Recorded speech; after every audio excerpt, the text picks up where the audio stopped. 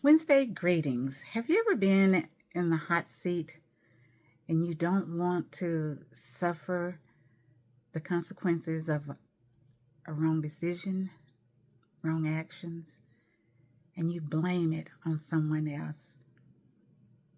Maybe it's on the job, maybe at school.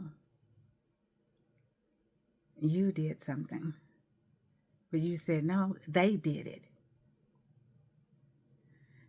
Today's lesson reminds us that we need to take responsibility, suffer the consequences for our actions and our decisions.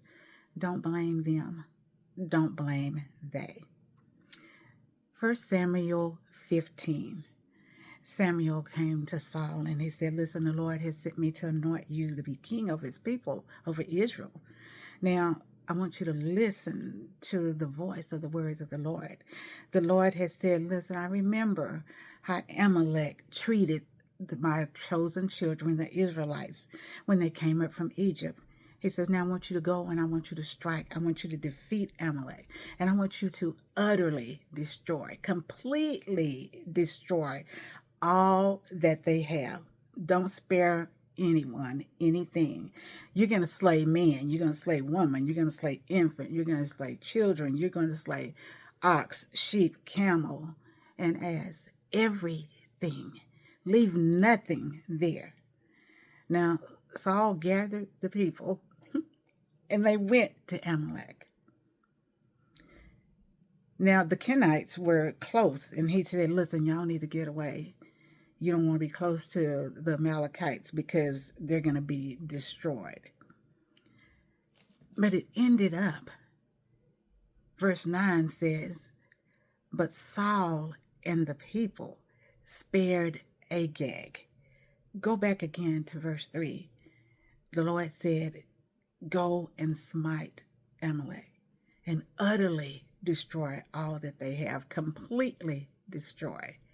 Then why at verse 9 does it say, but Saul and the people spared Agag? They spared the best of the sheep and the oxen, the fatlings of the lambs. They spared everything that was good, and they did not utterly destroy them.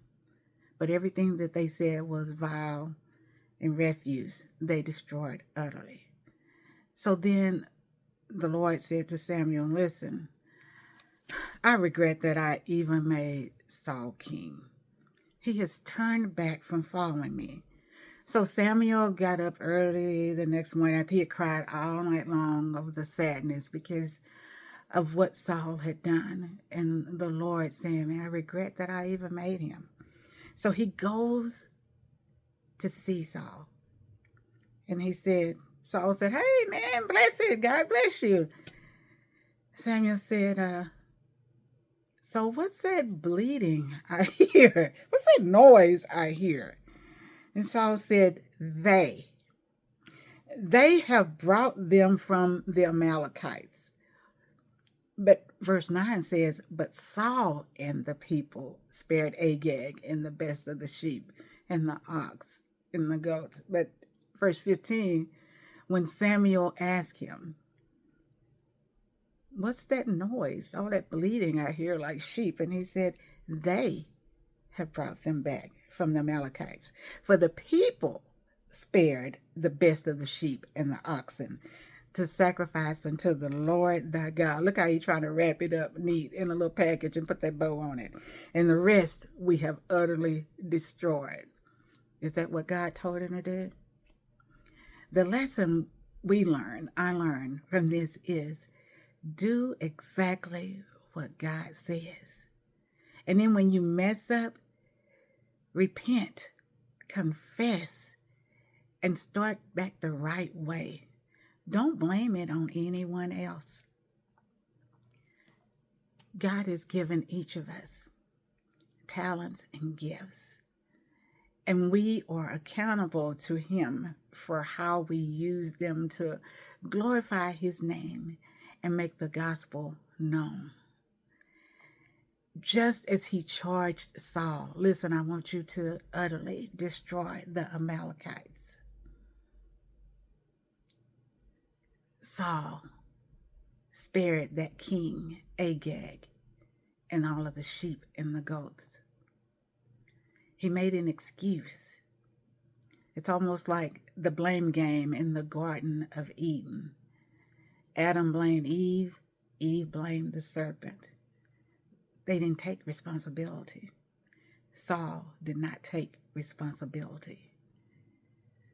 His actions illustrate to you and me. Take responsibility. Be a person of our word. Trust and obey God. Don't be disobedient. Happy Wednesday to you. You know that I love you and God so loves us. I pray that you have a wonderful Wednesday, and God willing, I'll see you the next day. Bye.